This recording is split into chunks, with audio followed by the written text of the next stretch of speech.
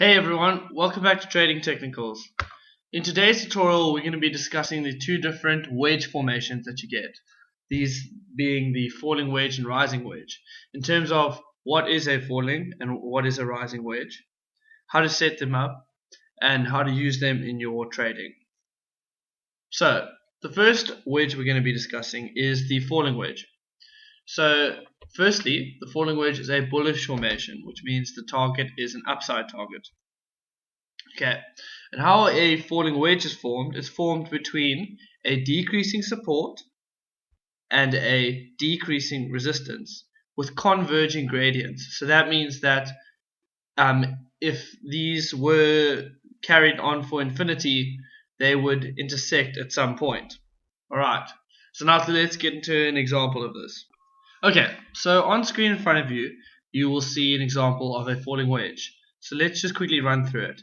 As you can see, the share price was moving between a decreasing support and a decreasing resistance, and both the support and resistance had converging gradients.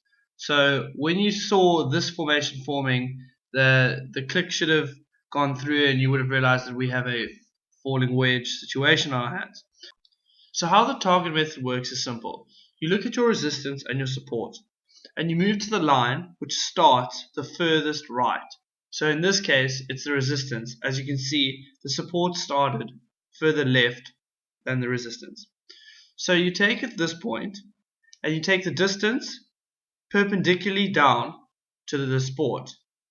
You take this distance, and you add this distance to the breakout point. And that is how your target method works for the falling wedge formation.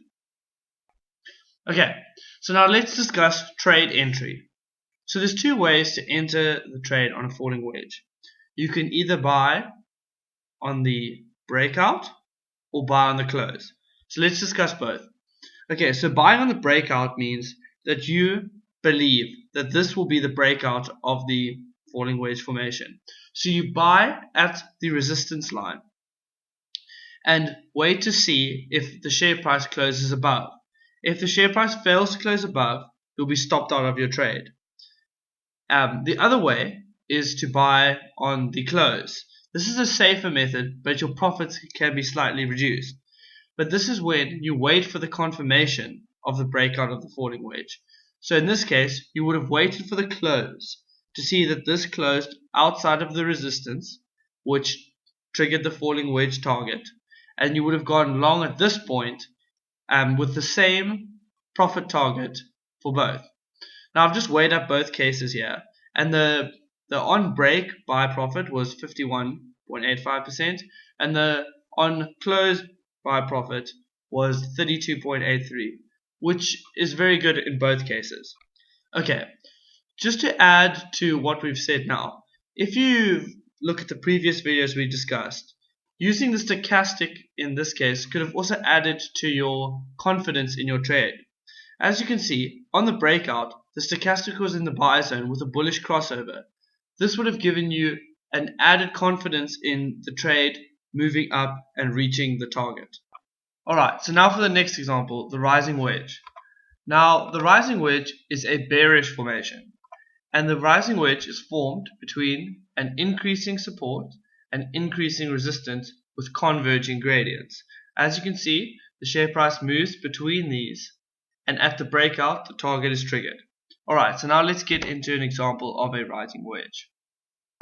Alright, so on screen you'll see the rising wedge formation.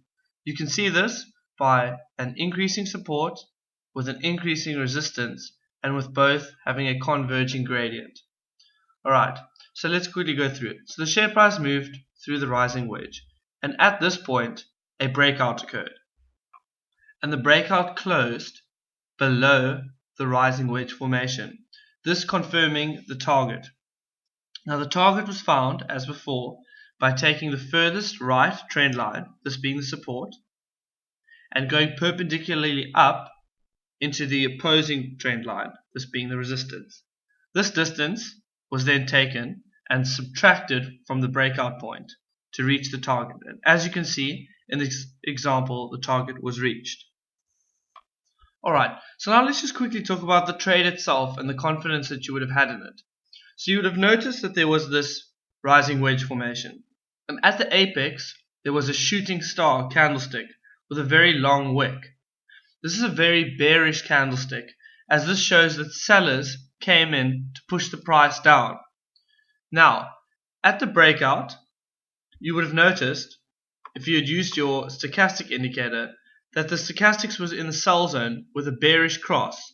So this would have added to the confidence in your trade with a candlestick confirmation and the stochastics being oversold with a bearish cross.